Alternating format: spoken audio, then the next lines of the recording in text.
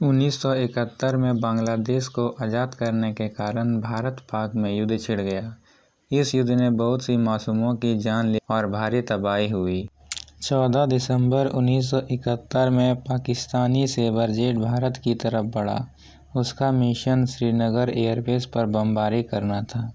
जब वे भारत की तरफ बढ़ रहे थे तभी इंडियन एयरफोर्स के चेक पोस्ट ने उन्हें नोटिस कर लिया। एयर ट्रैफिक कंट्रोल ने जल्दी से बेस को कांटेक्ट करके अपने डिफेंस फाइटर जेट को तैयार रहने के लिए बोले। मैसेज को फ्लाइट लेफ्टिनेंट घुमन और फ्लाइंग ऑफिसर निर्मलजीत सिंह सेखोन ने रिसीव किया और तुरंत अपने सेनानी विमानों को निकाला और उड़ान भरने के लिए आज्ञा लेने के लिए एयर ट्रैफिक कंट्रोल से संपर्क करने की कोशिश करने लगे। लेकिन रेडियो नेटवर्क में परेशानी की वजह से वे अपनी सारी प्रयास के बावजूद ATC से जुड़ने में असमर्थ रहे। उन्होंने बिल्कुल भी देरी न करते हुए उड़ान भरी और जैसे ही उन्होंने उड़ान भरी रनवे पर 2 बम विस्फोट हुए। जब सेखोन ने उड़ान भरी तो उन्होंने देखा कि 2 सेबर जेट दूसरे रनवे पर हमला करने के लिए बढ़ रहे हैं, तो उन्होंने तुरंत अपना जेट घुमाया और उनका पीछा किया।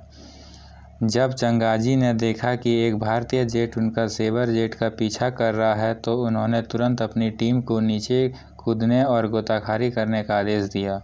लेकिन तब तक सेखोन ने उन पर गोलियां बरसाना शुरू कर दिया था। सेखोन उन 2 सेबर जेट से लड़ ही रहे थे कि उनके पीछे और 2 पाकिस्तानी सेबर जेट आ गए।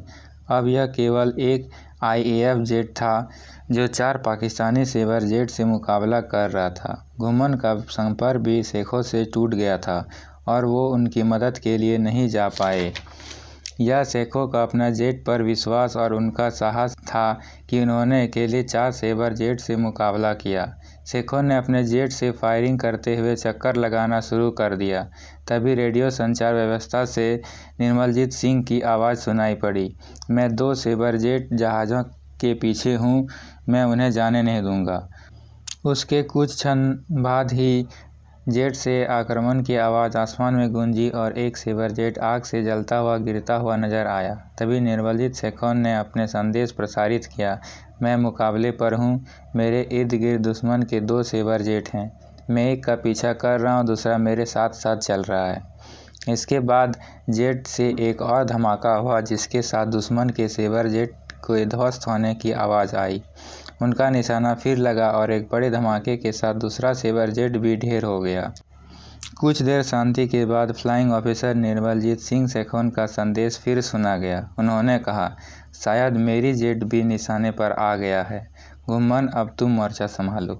यह निर्मलजीत सेखोन का अंतिम संदेश था। इसके बाद उनका जेट बड़गाम के पास क्रैश हो गया और उन्हें शहादत प्राप्त हुई।